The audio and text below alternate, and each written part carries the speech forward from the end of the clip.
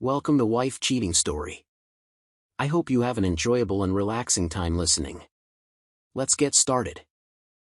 I stood there in the quiet of my living room, the faint hum of the refrigerator buzzing in the background, when that knock hit my door like a gunshot. Sharp, loud, and demanding, like it owned the place. My gut twisted a little as I crossed the hardwood floor, my socks sliding just a bit with each step. I wasn't expecting anyone, not at this hour, not on a Tuesday night when the world outside was dark and still. My hand hesitated on the doorknob for a second, a flicker of something uneasy crawling up my spine. Then I turned it, pulled the door open, and there she was, Grace, my ex-wife, standing on my porch like some kind of ghost I'd spent years trying to forget. She wasn't alone, either. Next to her was Daniel, her new husband, his chin tilted up like he was daring me to say something. Grace looked like she'd stepped out of a magazine, hair perfect, makeup sharp, draped in a coat that probably cost more than my truck. But her eyes? Cold as ever, glinting with that same old cunning I'd learned to spot a mile away. Daniel just smirked, arms crossed, his whole body screaming arrogance like he thought he could scare me just by standing there. They didn't say hello. No small talk, no pretending this was anything friendly. Grace opened her mouth first, her voice smooth and cutting, like she'd rehearsed it. "Thomas, we need to talk about your father's estate." Just like that, no build-up, no softness. Straight to the point, like she had a right to even breathe the word estate after everything she'd done. Daniel shifted his weight, nodding along like he was her backup singer, his eyes locked on me, waiting for me to flinch. They were here for money, plain and simple, my dad's money, the millions he'd left behind when he passed 6 months ago. Grace started spinning her story, saying she deserved a piece of it, that she'd been part of the family once, that it was only fair. Fair? The word almost made me laugh out loud. She'd walked out on me 5 years ago, left me with nothing but a half-empty house and a stack of bills, and now she thought she could waltz back in and claim what wasn't hers? Daniel chimed in then, his voice low and oily, talking about how they'd earned it, how they weren't leaving without a fight. I could feel my jaw tighten, my hands curling into fists at my sides, but I didn't say anything yet. I just let them talk, let them dig their hole deeper. Then I heard footsteps behind me, steady and sure, and I didn't even have to turn around to know who it was. Eleanor Price stepped into the light of the porch, her heels clicking softly against the floor. My lawyer, and not just any lawyer. She was a force, all steel and smarts, her dark hair pulled back tight, her eyes sharp enough to cut through anything Grace could throw at us. She carried a briefcase in one hand, and I knew what was inside. Every document, every plan my dad had put together before he died. Eleanor didn't smile, didn't waste time with pleasantries. She just stood there next to me, her presence like a wall I could lean on, and I felt the air shift. Grace's face twitched, just for a second, but I saw it. Daniel's smirk faltered, his arms dropping a little. They hadn't expected this. They thought they could roll in here, throw some threats around, and I'd buckle like I used to. But not this time. Eleanor spoke before they could recover, her voice calm but hard, like a blade wrapped in velvet. "If you're here about Richard Harrison's estate, you're wasting your time. Everything's been accounted for. Legally. Ironclad." She didn't blink, didn't look away, just stared them down like she could see right through their fancy clothes and fake confidence. Grace tried to laugh it off, tossing her hair like this was all some big misunderstanding, but it sounded hollow. "Oh, Eleanor, come on," she said, like they were old friends. "You know I have a claim. I was married to Thomas. That counts for something." I wanted to snap back, to tell her it stopped counting the day she packed her bags and left me drowning in her mess, but I held my tongue. Eleanor didn't need my help. She just raised an eyebrow, slow and deliberate, and said, "We'll see what the will says about that. And trust me, Grace, it says plenty." That's when I knew this wasn't just about me anymore. My dad had seen this coming. Grace showing up, Daniel in tow, thinking they could bully their way into his legacy. He'd prepared for it, and Eleanor was the key. She'd been working with him before he got sick, before the cancer took him, putting everything in place to protect what he'd built. I could still hear his voice in my head, rough and steady, telling me over coffee one morning, "Thomas, people will try to take what's yours. Don't let them. Fight smart, not loud." I didn't get it then, but I did now. Grace and Daniel weren't just here for a payday. They were here to tear down everything my dad had left me, everything he'd worked for. And they thought I'd roll over, same old Thomas, too tired or too soft to push back. But they didn't know what I knew. They didn't know about the files Eleanor had, the ones my dad had spent his last months pulling together. They didn't know about the clauses, the conditions, the traps he'd set in that were like a chess master playing his final move. I glanced at Eleanor, her face unreadable but her grip tight on that briefcase, and I felt something shift inside me. Not fear, not anymore. It was something stronger, something my dad had given me without me even realizing it until now. Grace kept talking, her words dripping with entitlement, Daniel nodding like a puppet on a string, but I wasn't really listening anymore. I was thinking about my dad, about how he'd trusted me to handle this, about how he'd known Grace would come sniffing around the second he was gone. And I was thinking about Eleanor, standing there like a loaded gun ready to fire. The porch light flickered above us, casting shadows across Grace's face, and for a second, I saw her the way she really was, small, desperate, nothing like the woman I'd once loved. Daniel shifted again, his bravado cracking, and I almost felt sorry for him. Almost. "You should go," I said finally, my voice low but firm, cutting through Grace's chatter. She stopped mid-sentence, her mouth hanging open like she couldn't believe I dared to interrupt her. Daniel glared, but it was weak, all bluster and no bite. Eleanor didn't say anything, just watched them with that cool, steady gaze of hers, waiting for their next move. They didn't leave right away. Grace muttered something about lawyers. Daniel puffed out his chest like he was still in charge, but I could tell they were rattled. They'd come here thinking they'd win easy, but they hadn't counted on Eleanor. They hadn't counted on me. As they turned to go, Grace shot me one last look, her eyes narrow and venomous, promising this wasn't over. Daniel followed her down the steps, his shoulders slumped just enough to show he wasn't as tough as he pretended. I closed the door, the click of the lock loud in the silence, and turned to Eleanor. She set her briefcase on the table, opened it, and pulled out a thick folder labeled Richard Harrison, Estate Defense. "They'll be back," she said, matter of fact, like she was talking about the weather.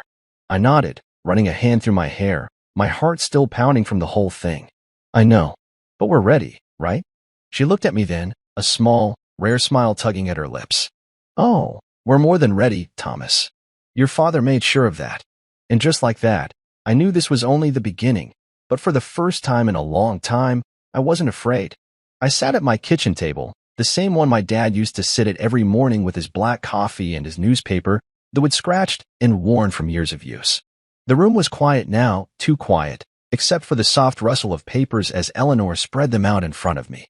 She brought a stack of folders from that briefcase of hers, each one labeled in my dad's neat, blocky handwriting, Richard Harrison, a name that still hit me hard every time I saw it. My hands felt heavy as I reached for the first file, my fingers brushing the edge like I wasn't sure I wanted to know what was inside. Eleanor sat across from me, her suit jacket off now, sleeves rolled up like she was ready for a long night. "This," she said, tapping the top folder with one finger, "is what your father called his war chest. Everything we need is in here." I looked up at her, my throat tight, and nodded. I didn't trust myself to speak yet, not after Grace and Daniel had stormed my porch, not after seeing how far they were willing to go. The first thing I pulled out was the will itself, a thick packet of legal jargon that made my head spin just looking at it. But Eleanor didn't let me get lost in it. She flipped to a page near the back, pointing at a paragraph circled in red ink. "This is the heart of it," she said, her voice steady, like she was explaining something simple instead of the bomb she was about to drop. "Your father added a no-contest clause. It means anyone who tries to challenge this will, anyone like Grace or Daniel, gets nothing, not a dime." I stared at the words, letting them sink in. My dad had known. He'd known Grace would come back, that she'd try to claw her way into his money the second he was gone. I could almost see him sitting in his old office, pen in hand, planning this out while the cancer ate away at him. It wasn't just a will. It was a shield built to protect me when he couldn't anymore. Eleanor kept going, pulling out more papers, private investigator reports, typed up neat and clipped together. I skimmed the first one, my eyes catching on dates and names. Grace's name, Daniel's name, meetings they'd had with some shady estate lawyer 2 years ago, back when my dad was still fighting to stay alive. There were photos too, grainy shots of them walking into an office downtown, Grace in her high heels, Daniel with that same smug look I'd seen tonight. He hired someone to watch them, Eleanor said, leaning back in her chair. "Richard suspected Grace was up to something the day she left you. He didn't trust her, Thomas. And he was right. I felt a lump in my throat, my chest tightening as I flipped through the pages. My dad hadn't told me any of this. Not the PI, not the suspicions, nothing. He'd kept it quiet, working behind the scenes while I was still picking up the pieces of my life after Grace walked out. I set the report down and rubbed my eyes, trying to keep my head clear. Why didn't he say anything? I asked, my voice rougher than I meant it to be. Eleanor didn't answer right away. She just watched me, her eyes softening a little, like she knew how much this hurt. He didn't want to burden you, she said finally. You were already dealing with enough?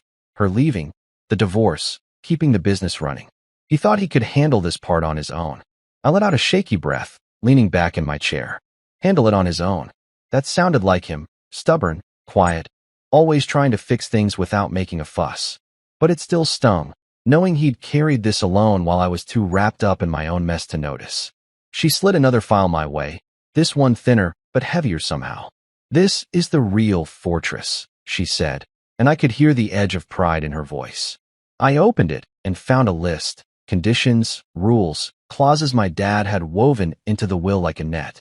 One line stood out. 40% of the estate was tied to ethical behavior, whatever that meant in legal terms. Eleanor saw me frown and explained. It's a safeguard. If Grace or Daniel try to pull anything, lie, cheat, manipulate, they're out. We've got proof they've already started, and this clause lets us use it. Proof. The word hung in the air, heavy and sharp. I thought about those photos, the meetings, the way Grace had looked at me tonight like I was just a stepping stone to her next big win. My dad had seen it all coming, and he'd made sure they couldn't touch what was mine. I flipped through more pages, bank records showing weird transfers, emails between Grace and some guy I didn't know, all of it tracked and time-stamped. It was like reading a crime novel, except it was my life, my family, my dad's legacy. Eleanor kept talking, her voice calm but firm, walking me through every detail like she'd memorized it all. Your father didn't just protect the money, she said. He protected you. This isn't about punishing Grace. It's about making sure you're safe, that what he built stays with you. I looked at her then, really looked at her, and saw something I hadn't noticed before. She wasn't just doing a job. She cared about my dad, about me, about getting this right. It made me sit up a little straighter, made me feel like I wasn't in this alone. The clock on the wall ticked past midnight, but I didn't care. I kept reading, kept listening as Eleanor laid it all out. There were letters too, notes my dad had written to her, instructions on what to do if Grace showed up, how to use the evidence he'd gathered. One line stuck with me, written in a shaky, late-stage handwriting. Thomas is stronger than he knows. Make sure he sees that. I swallowed hard, blinking back the burn in my eyes. He believed in me, even when I didn't believe in myself. All those years after Grace left, when I'd felt like a failure, like I'd let him down, he'd still seen something worth protecting. By the time we finished, the table was covered in papers, a maze of legal traps and secrets my dad had left behind. Eleanor stacked them up neat, her hands quick and sure, then looked at me. They'll fight, she said, no question in her voice. Grace won't back down easy, and Daniel's too deep in it to walk away. But this. She tapped the stack. This is unbeatable. Your father made damn sure of that. I nodded, my head spinning but my heart steady for the first time all night. I could still hear Grace's voice in my head, all that fake sweetness, and Daniel's empty threats. They thought they had me cornered, thought I'd fold like I used to. But they didn't know about this, didn't know about the fortress my dad had built, brick by brick, to keep them out. I stood up, stretching my stiff legs, and walked to the window. The night was dark, the street empty, but I felt something solid inside me, something I hadn't felt in years. He really thought of everything, didn't he? I said, more to myself than to Eleanor. She didn't answer right away, just came to stand beside me, her shoulder brushing mine. He did, she said quietly. And now it's up to us to finish it. I turned to her, saw the fire in her eyes, and knew she was right. This wasn't just about money or a house or some big estate. It was about my dad, about what he'd left me, not just in dollars, but in trust, in strength, in love. And I wasn't going to let Grace take that away. Not now, not ever. I sat on the edge of my couch, the old leather creaking under me, staring at the package Eleanor had dropped off earlier that morning. It was small, just a padded envelope with my name scrawled across it in her tight, no-nonsense handwriting. My coffee sat cold on the table, untouched, because my hands wouldn't stop shaking long enough to pick it up. I knew it was from my dad. Eleanor had said as much when she handed it over, her voice quiet but firm. "He wanted you to have this when the time was right," she told me, her eyes meeting mine like she was handing me something fragile, something that could break me if I wasn't careful. I nodded, mumbled a thanks, and shut the door behind her, but now that I was alone with it, I wasn't sure I could open it. Not yet. My dad had been gone 6 months, and every time I thought I was past the worst of it, something like this showed up and ripped the wound wide open again. The envelope sat there, taunting me, until I couldn't stand it anymore. I grabbed it, tore the flap open, and pulled out 2 things, a leather-bound journal, worn at the edges like he'd carried it everywhere, and a sealed letter with Thomas written on the front in his familiar block letters. My chest tightened as I ran my thumb over the ink, picturing him sitting at his desk, hunched over with that old pen he loved, writing this for me. I set the letter aside for a second, my hands too unsteady to deal with it, and opened the journal instead. The first page was dated 2 years ago, right around the time Grace left me, and the words hit me like a punch. "She's gone, and I'm glad for it," he'd written. "But I don't trust her, Thomas. She's got her eyes on something bigger than you or me." I froze, rereading that line, my heart pounding. He'd known even then, known Grace wasn't just walking away clean, that she had plans, schemes I hadn't seen coming. I turned the page, and it got worse. He wrote about his health, how the doctors had found the cancer, how he didn't tell me because he didn't want me worrying when I was already a mess after the divorce. "You were fighting your own battles," he said, his handwriting getting shakier as the entries went on. "I couldn't pile this on you too." I swallowed hard, guilt twisting in my gut. I'd been so caught up in my own hurt, Grace leaving, the late nights at the bar, the way I'd let the business slip, that I hadn't noticed how tired he looked, how thin he'd gotten. He'd hidden it from me, and I'd let him. The next few pages were full of suspicions, Grace meeting with Daniel, whispers he'd heard from old friends about her asking questions about the estate, about how much it was worth. "She's playing a long game," he wrote, "and I'll be damned if she wins." Then came the evidence. Tucked between the pages were photos. Blurry shots of Grace and Daniel in a parking lot, handing an envelope to some guy in a suit. Surveillance stuff, the kind you see in movies, not in your own life. There were notes too, scribbled in the margins, dates, times, places. "Hard Pia to follow them," one said. "Caught them meeting with a state lawyer, April 12th. My hands trembled as I flipped through it all, piecing it together. My dad hadn't just suspected, he'd acted, tracked them, built a case while I was still sleeping on this couch, trying to forget Grace's name. Bank transfers were next, photocopies of statements showing money moving from Grace's account to some offshore thing, dates lining up with when he got sicker. "They're planning for when I'm gone," he wrote. "But I'm planning too." I set the journal down for a second, my head spinning, and grabbed the letter instead. My name stared back at me, and I could almost hear his voice saying it, low, steady, the way he used to when he was about to tell me something important. I ripped it open, unfolding the single sheet inside, and started reading. "Thomas," it began, "if you're holding this, it means they've come for it. The money, the house, all of it." I knew they would. Grace never loved us, not really. She loved what we could give her. And Daniel's just her shadow, following the scent of cash. "But you're my son, and you're better than they'll ever be." My eyes burned, but I kept going. "I've left you everything I could. Eleanor's got the details, the proof, the will. They think this is about money. It's not. It's about integrity, about standing up when they try to knock you down. Watch closely, Thomas. The pieces are already falling into place." I dropped the letter on my lap, my breath catching in my throat. Integrity. That word stuck with me, rattling around in my head. My dad hadn't just been protecting his estate.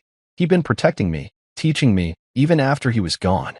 I picked the journal back up, flipping to the last entry, dated a week before he died. "I'm tired," he wrote. "But I'm not done. Eleanor's got the tape now, the one that'll finish this. Tell Thomas I'm proud of him. Always was." A tape. My heart skipped. Eleanor hadn't mentioned anything about a tape, but I knew she'd show me when the time came. She was like that, careful, precise, waiting for the right moment to strike. I leaned back, the journal still open in my hands, and stared at the ceiling. The betrayal laid out in those pages wasn't just Grace's, it was Daniel's too, and it went deeper than I'd ever imagined. They'd been plotting while my dad was dying, counting the days until they could cash in. I could see it now, Grace's fake tears at the funeral, Daniel's hand on her shoulder like he was some kind of saint. It made me sick, but it also made me angry, a slow burn that started in my chest and spread out until my fist clenched tight. My dad had seen through them, every step, and he'd made sure I had what I needed to fight back. The room was dark now, the morning light long gone, but I didn't turn on a lamp. I just sat there, letting it all sink in, the photos, the transfers, the words he'd left me. Watch closely, he'd said, and I was starting to. I could feel the pieces he'd talked about, clicking together one by one. Grace showing up last night, Daniel's empty threats, Eleanor's calm certainty. My dad hadn't just given me a will or a war chest. He'd given me a map, a way to see this through. I closed the journal, my hand steadier now, and tucked the letter inside it. Grace thought she could outsmart me. She was wrong. My dad had been one step ahead, even from his hospital bed, and now I was too. I stood up, my legs stiff from sitting so long, and walked to the kitchen. The coffee was still there, cold and bitter, but I drank it anyway, letting it wake me up. I wasn't the same guy Grace had left behind, broken, lost, too tired to care. Not anymore. My dad had seen something in me, something worth fighting for, and I wasn't going to let him down. Grace and Daniel could come at me with everything they had. I'd be ready, because he'd made sure I was. The journal sat on the table behind me, heavy with secrets and strength, and for the first time since he died, I felt him there with me, guiding me, telling me it was time to stand up and fight.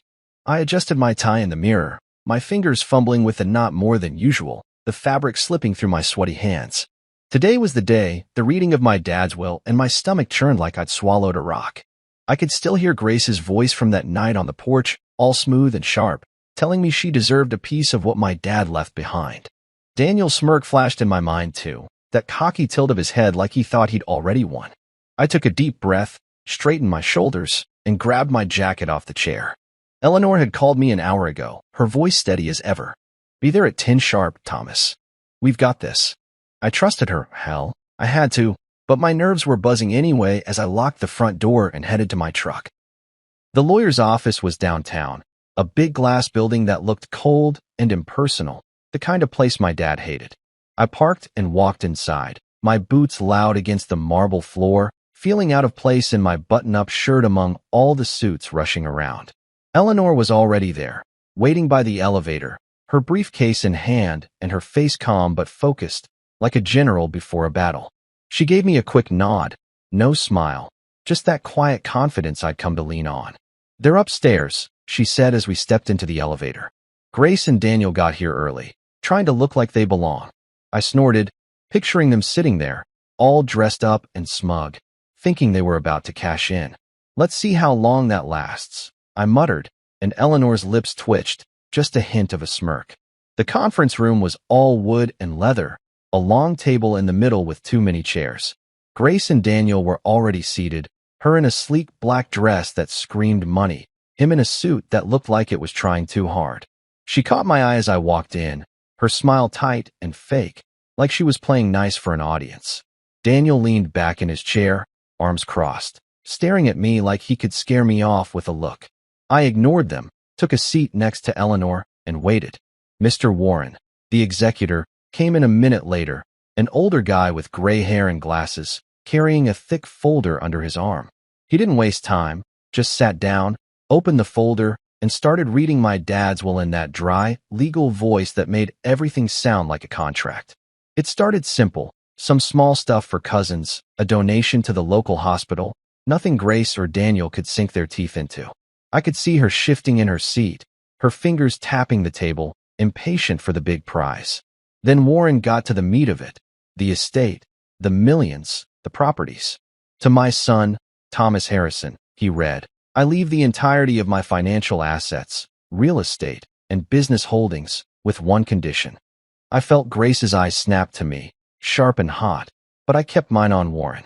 40% of the total value, he went on, is contingent upon ethical behavior, as determined by evidence presented to the executor and upheld in court if challenged. The room went quiet, the words hanging there like a storm cloud. Grace's tapping stopped. Daniel sat up straighter, his jaw tight. Eleanor didn't miss a beat. She stood up, smooth and deliberate, and set her briefcase on the table with a soft thud. Mr. Warren, she said, her voice cutting through the silence, I have that evidence ready. She clicked the briefcase open and started pulling out files. Those same investigator reports my dad had left me, the photos, the bank records, all of it. Grace's face went pale, her lips parting like she wanted to say something but couldn't find the words. Daniel's eyes darted to her, then to Eleanor, like he was realizing this wasn't going their way. Eleanor laid it out piece by piece, her tone cold and factual.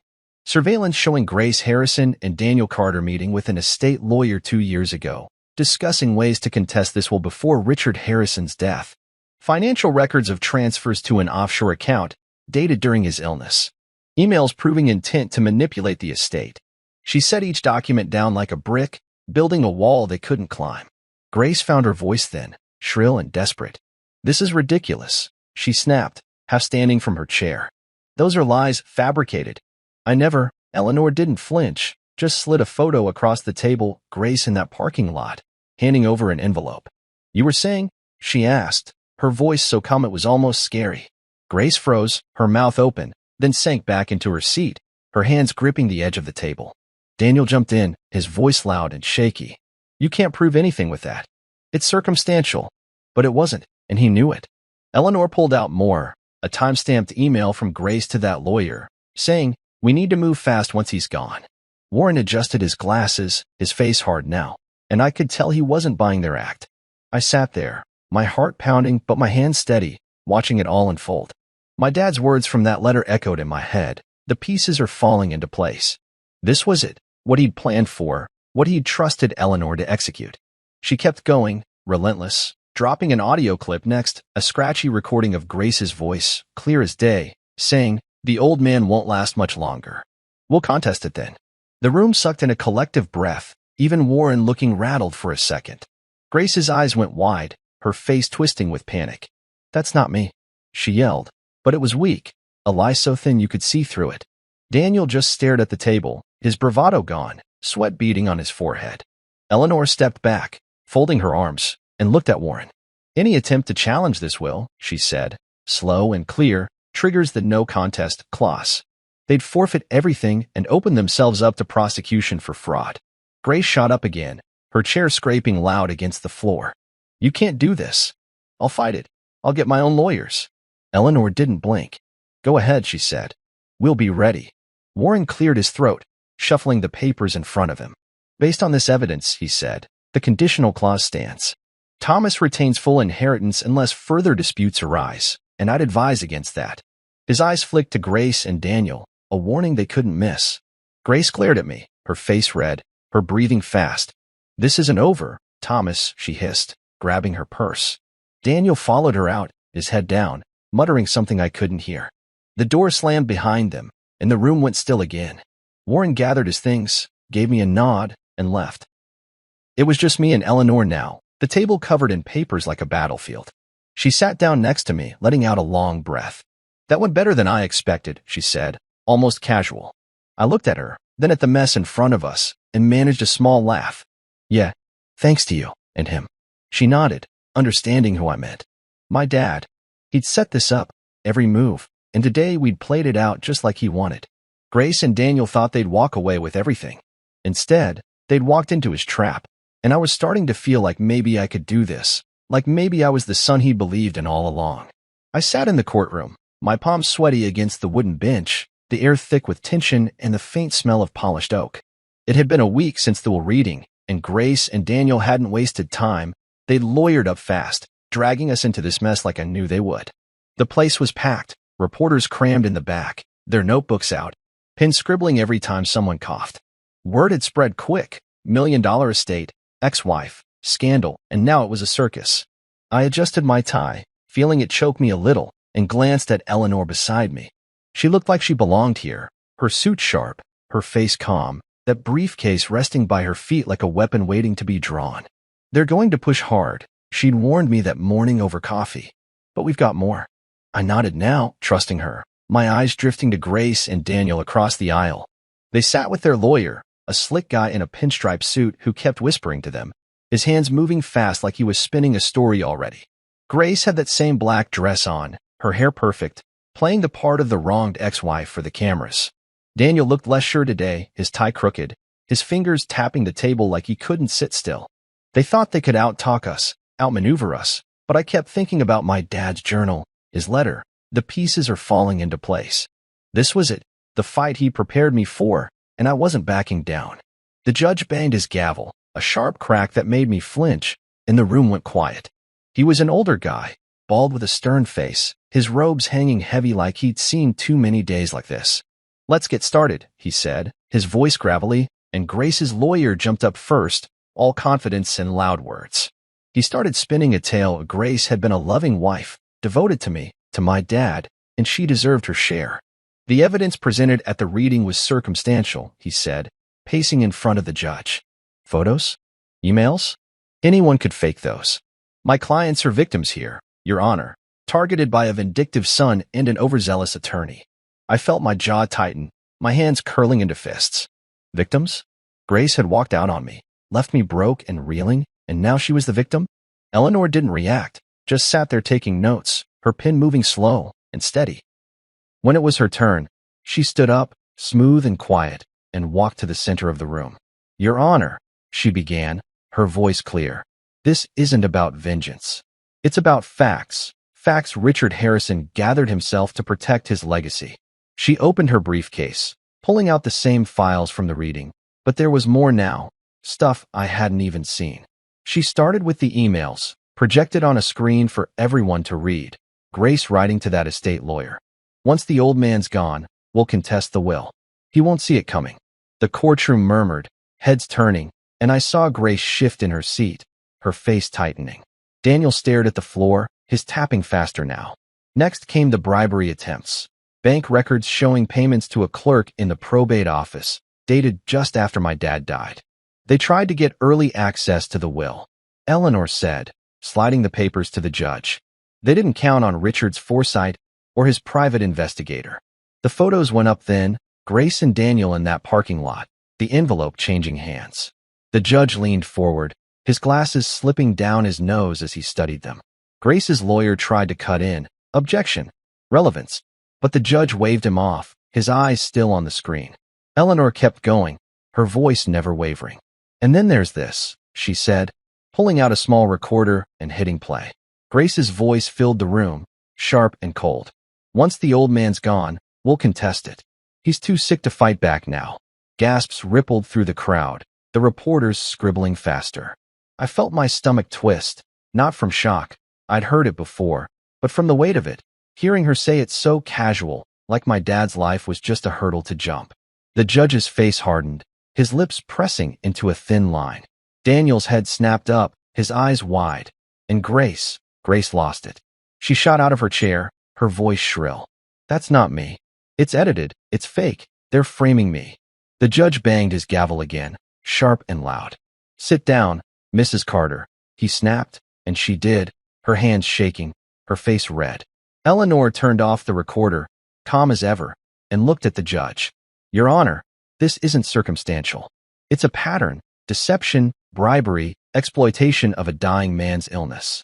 The will's ethical behavior clause was triggered the moment they acted. They've got no claim." Grace's lawyer tried to recover, stammering about context, about misunderstandings, but it was weak, crumbling under the weight of what we'd shown. The judge didn't even look at him, just kept flipping through the papers Eleanor had handed over, his brow furrowed. Grace couldn't hold it in anymore. She stood again, ignoring the judge's glare, and pointed at me, her voice breaking. "You think you're so perfect, Thomas? You think you deserve it all? I made sacrifices too." Sacrifices? I almost laughed, the bitterness rising in my throat. She'd sacrificed nothing. Left me with a mortgage I couldn't pay, a business I barely kept afloat, while she ran off with Daniel and his big promises. I wanted to yell back, to tell her what I really thought, but Eleanor put a hand on my arm, firm and quick, keeping me quiet. "Let her dig her own hole," she whispered, and I saw it then. Grace's outburst wasn't helping her. The judge's face darkened, his patience gone. "Enough," he said, his voice cutting through her rant. "I've heard plenty." He leaned back, taking off his glasses, and rubbed his eyes like he was tired of this already. Daniel sat there, silent now, his hands still, like he knew it was over. The judge shuffled the papers one last time, then looked at Eleanor. "You've got more?" She nodded, cool and steady. "If you need it, Your Honor. But I think the intent's clear." He grunted, then turned to Grace's lawyer. "Your clients planned this before Mr. Harrison's death. The evidence holds. The clause stands 40% withheld, and the challenge fails." Grace let out a choked sound, half sob, half scream, and slumped back in her chair. Daniel didn't move, just stared at the table like he'd checked out. The judge banged his gavel again. Final this time. Case dismissed. Mr. Harrison retains the estate. The room erupted, reporters shouting questions, chairs scraping as people stood, but I just sat there, my heart pounding, my head spinning. Eleanor packed up her briefcase, slow and methodical, then turned to me. "Now we let the truth finish what we started," she said, her voice low but sure. I nodded, still processing it. Grace glared at me as she stormed out, Daniel trailing behind her like a whipped dog. But I didn't care. My dad had won this round, through Eleanor, through me, through everything he'd left behind. The courtroom emptied out, the noise fading, and I felt something settle inside me, something solid. We'd faced the storm, and we'd come out standing. Grace thought she could rewrite the story, but my dad's truth was louder, stronger, and it wasn't done with her yet. I leaned back in my truck's driver's seat, the engine off, the quiet of the parking lot pressing in around me after the courtroom chaos. My hands still gripped the steering wheel, knuckles white. Even though we'd won, Grace and Daniel's challenge smashed to pieces by Eleanor's evidence and my dad's planning. The judge's words kept replaying in my head. Case dismissed. Mr. Harrison retains the estate. It should have felt like a victory, and it did, sort of, but there was this nagging weight in my chest, like it wasn't over yet. Eleanor had said they'd fight dirty, and I believed her. Grace's glare as she'd stormed out, Daniel's slumped shoulders, they weren't the type to just walk away. I rubbed my eyes, tired from the long day, and started the engine. Time to get home, clear my head, figure out what came next. When I pulled into my driveway, Eleanor's car was already there, parked neat and straight like always. She was waiting on the porch, her coat draped over her arm, that briefcase never far from her side. I climbed out, my boots crunching on the gravel, and gave her a nod. "Didn't expect you this soon," I said, fishing my keys from my pocket. She shrugged, her face serious but not worried. "We're not done, Thomas. There's one more thing your father left us, something I've been holding on to until now." My stomach flipped, a mix of nerves and curiosity. Another surprise from Dad? I unlocked the door, let her in, and followed her to the kitchen table where this whole fight had started. She set the briefcase down, clicked it open, and pulled out a small USB drive, holding it up between her fingers like it was gold. "This is it," she said, her voice low. "Richard recorded it a few days before he died. He wanted it saved for the right moment, and after today, this is it." I stared at the drive, my throat tight. A recording. I remembered the journal, that last entry, "Eleanor's got the tape now, the one that'll finish this." This had to be it. I nodded, not trusting my voice, and she plugged it into her laptop, the screen lighting up as she hit play. My dad's face filled the frame, thin and pale, his eyes sunken but sharp, sitting in his old armchair by the window. The hospital bracelet on his wrist caught the light, a reminder of how close to the end he'd been. His voice came through, rough but steady, and it hit me like a wave. "If you're watching this," he said, looking straight at the camera, "it means Grace and Daniel have tried to take what's not theirs." I knew they would. I saw it coming the day she left Thomas, her greed, her lies, Daniel tagging along like a vulture. I swallowed hard, my hands clenching on the table. Hearing him say it out loud, so clear, made it real in a way the journal hadn't. He leaned forward, his breath shaky but his words firm. "Grace, you manipulated my son, broke his heart, and then you waited for me to die so you could swoop in. Daniel, you're no better, thinking you could intimidate your way into my family's legacy. But I was ready for you." He paused, coughing, and I could see the effort it took him to keep going. "I've left evidence, photos, records, everything to prove what you've done." And Thomas, his eyes softened, locking onto the camera like he could see me. "I'm proud of you, son. You're stronger than you know. Protect what I've built. Don't let them win." The screen froze on his face, that last look burning into me, and I felt my eyes sting. Eleanor stopped the video, her hand hovering over the laptop, giving me a second to breathe. "He made this for the court," she said quietly. "But he made it for you too." I nodded, wiping my face with my sleeve, my chest tight with too many feelings, grief, pride, anger. "Let's use it," I said, my voice rough. She didn't hesitate, just closed the laptop and stood. "Tomorrow, we'll file it with the judge, seal the ruling for good." The next morning, we were back in that courtroom, the same oak benches, the same stern judge, but the air felt different, heavier, final. Grace and Daniel were there, their lawyer whispering again, probably cooking up some last-ditch excuse. The reporters were back too, quieter this time, sensing something big. The judge called us up, his face tired but sharp. "You've got more, Miss Price?" he asked, peering over his glasses. Eleanor stepped forward, USB in hand. "Yes, Your Honor." A recorded statement from Richard Harrison, made days before his death. Grace's head snapped up, her eyes narrowing, and Daniel shifted like he wanted to bolt. Eleanor played it, the laptop hooked to a speaker, so my dad's voice filled the room, loud and clear. Every word landed like a hammer: Grace's manipulation, Daniel's greed, my dad's trust in me. The judge watched, his expression unreadable, while Grace gripped the table, her knuckles white. When Dad said, "To those who think they can take what isn't theirs, the truth always finds the light," I saw Daniel flinch, his face pale. The video ended, and the room went dead silent, everyone holding their breath. Eleanor spoke first. "Your Honor, this confirms the intent behind the will's clauses. Richard Harrison anticipated this challenge and provided irrefutable proof of their actions. The estate belongs to Thomas fully." Grace's lawyer tried to jump in, stammering about authenticity, but the judge cut him off with a raised hand. "I've seen enough," he said, his voice flat. He turned to Grace and Daniel, his eyes hard. "You plan to exploit a dying man's estate. The evidence, photos, records, this recording shows it. The no contest clause holds. You're disqualified. Case closed." Grace let out a sharp, broken cry, her hands flying to her face. Daniel just sat there, stunned, like the fight had drained out of him. The judge banged his gavel, and it was done. Reporters scrambled, shouting questions as Grace stormed out, Daniel trailing behind, but I didn't move. Eleanor packed up, her movements quick and sure, then looked at me. "Justice," she said simply.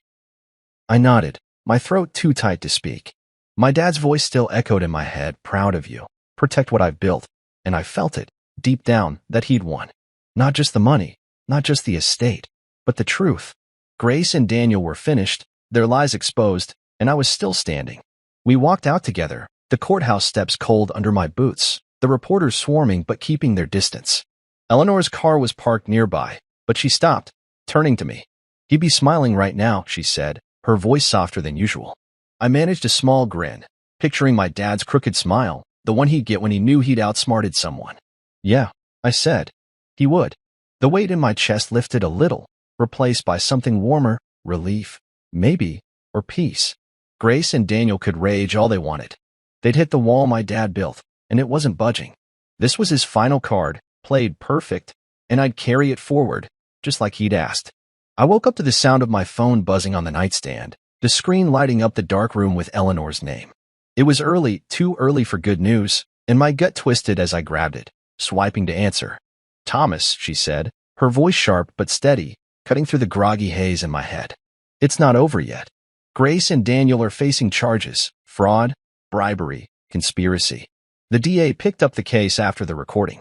I sat up fast, the blanket sliding off, my heart kicking hard against my ribs. Charges. Criminal charges.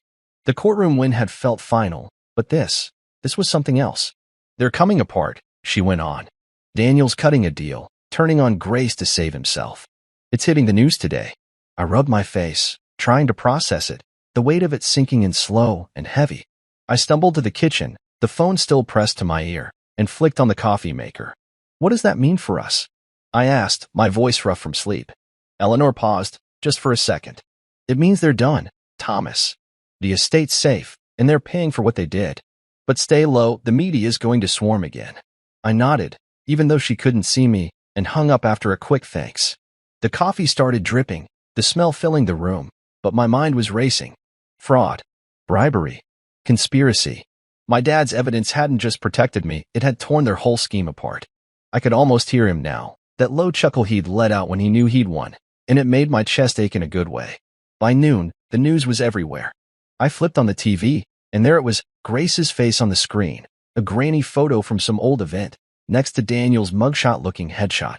The anchor's voice droned on. Grace Harrison Carter and Daniel Carter, charged with multiple felonies in connection to an estate fraud scheme targeting the late Richard Harrison's multimillion-dollar legacy. They showed clips from the courtroom, my dad's recording playing in snippets. "Grace, you manipulated my son." "Daniel, thinking you could intimidate," and I watched, numb, as the story unfolded. Daniel had flipped, just like Eleanor said, spilling details about their plans, the bribes, the offshore accounts. Grace was denying it all, her lawyer's statement calling it a misunderstanding, but the evidence was too much. The anchor cut to a shot of my house, reporters camped out front, and I yanked the curtains shut, my jaw tight. I stayed inside all day, the phone off, the TV muted after a while. The quiet helped me think about my dad, about how he'd seen this coming years ago, about how he'd trusted me to finish it. Grace and Daniel weren't just losing the estate now. They were losing everything: freedom, reputation, whatever future they dreamed up. Part of me wanted to feel bad for them, but it didn't stick. They dug this hole themselves, and my dad had made sure they'd fall in it. Around dusk, Eleanor showed up, her knock steady and familiar. I let her in, and she dropped a folder on the table, her coat still on like she wasn't staying long. "Final piece," she said, tapping it. "From your father." I opened it, my hands careful, and found two things: a letter and a deed. The deed was for a chunk of land, 20 acres out past town, untouched and wild, no buildings, just trees and open space. The letter was short, his handwriting shaky but clear. "Thomas," it started, "you fought hard. You've won. Now build something beautiful with this. It's yours, your new beginning. Love, Dad." I stared at the words, my throat closing up, and set it down slow, like it might break if I wasn't careful. Eleanor watched me, her face soft for once. "He bought it a year ago," she said. "Kept it quiet. Said it was for you when the dust settled." I nodded, blinking hard, the deed cool under my fingers. A new beginning. After all the fighting, the lies, the courtroom mess, he'd left me this, something clean, something mine. The next few days were a blur. The media frenzy peaked, headlines screaming estate heirs face prison, reporters banging on my door until I put up a no trespassing sign and let the sheriff scare them off. Grace's mugshot hit the papers, her eyes wide and furious. Daniel's plea deal confirmed. He'd get less time, they said, for testifying against her, and I could picture her raging about that, her perfect mask cracking. I didn't watch much of it, just caught bits on the radio when I drove out to see the land. It was quiet out there, the air cold and crisp, the trees bare but tall. I walked it alone, my boots sinking into the dirt, imagining what beautiful could mean. A house? A park? Something for people, not just me? My dad's words stuck with me: build something, and I felt a spark, small but real, lighting up the exhaustion. Eleanor called again a week later, her voice lighter this time. "It's official, Grace is charged, trial's set for next month. Daniel's locked in with the DA. They're not coming back from this." I leaned against the counter, coffee in hand, and let out a long breath. "Good," I said, meaning it. She paused, then added, "You okay?" I thought about it, really thought, and nodded to myself. "Yeah, getting there." We hung up, and I stepped outside, the air sharp against my face. The reporters were gone now, the street empty, and for the first time in weeks, I felt like I could breathe. That night, I sat at the kitchen table, the deed spread out in front of me, my dad's letter next to it. I traced the words with my finger, new beginning, and let my mind settle. Grace and Daniel were done, their reckoning here, and I didn't need to see them fall to know I'd won. My peace wasn't in their ruin, it was in this, in what my dad had left me, in the quiet I'd fought for. I folded the letter, tucked it away, and grabbed a notebook. Time to plan, to build, to make something out of the ashes they tried to leave behind. The land was a blank slate, and I'd figure it out, one step at a time, just like he'd taught me. The fight was over, but my work, my life, was just starting, and I was ready for it. I stood on the edge of the land my dad had left me, the morning sun cutting through the trees, casting long shadows across the dirt and grass. It was quiet out here, just the rustle of leaves and the occasional bird chirping, a world away from the courtroom battles and the reporters who'd finally stopped hounding me. My boots sank into the soft earth as I walked, hands in my pockets, breathing in the cool air. The deed was back at the house, tucked safe in a drawer, but I could still feel its weight, 20 acres of possibility, a gift from my dad I hadn't expected. "Build something beautiful," he'd written, and I'd been turning that over in my head for days, trying to figure out what it meant, what I wanted. Today, I'd brought my cousin Isaiah along. He'd been quiet through all the chaos, but steady, showing up when I needed him without making a fuss. He was good with his hands, good with ideas, and I figured he'd help me see this through. Isaiah pulled up in his beat-up truck, the engine rumbling loud before he cut it off and climbed out, a thermos of coffee in one hand. "Nice spot," he said, squinting out at the land, his voice easy like we were just here to fish, not plan a future. I nodded, kicking a rock with my toe. Yeah, Dad thought so too. We started walking, him sipping his coffee, me pointing out the lay of it, the flat stretch near the road, the little hill in the back, the creek cutting through one side. He left it for me to do something with, I said, my throat tightening a bit. Something beautiful. I'm thinking a garden, public, open to everyone. Flowers, trees, a place people can come to. Isaiah raised an eyebrow, thoughtful, then grinned. Harrison Gardens. Sounds right. Fits him, and you. We spent the morning mapping it out, pacing off sections, talking about what could go where. Roses by the entrance, maybe, since Dad loved them, a bench or two along the creek, paths winding through so folks could wander. Isaiah sketched rough ideas on a scrap of paper, his pencil scratching quick as we brainstormed. Could plant some oaks here, he said, pointing to the hill. Shade in a few years, solid roots. And over there, maybe a spot for kids to run around. I like that. Something alive, growing, not just for me, but for everyone. It felt like what Dad meant, a way to take the mess Grace and Daniel had made and turn it into something good. By afternoon, we'd roped Eleanor into it too. She showed up in jeans and a sweater, a far cry from her courtroom suits, her hair loose for once. You're serious about this, she said, looking over Isaiah's sketch, her tone half surprised, half impressed. Dead serious, I told her, handing her a bottle of water. It's what he wanted, a new beginning. I'm calling it Harrison Gardens. She nodded, a small smile tugging at her lips. I'll handle the permits, the legal stuff. You focus on building it. That was Eleanor, practical, no nonsense, but in it with me all the way. Volunteers started trickling in over the next few days, neighbors I'd known forever, a few guys from the hardware store, even some kids from the high school looking for community service hours. We cleared brush, marked paths, hauled dirt until my back ached and my hands were raw, but it felt good, like I was finally doing something real. The garden started taking shape, slow but sure, rose bushes planted, saplings staked, a stone path laid out piece by piece. Isaiah brought his tools, hammering together benches while I shoveled mulch, sweat dripping down my face even in the cool spring air.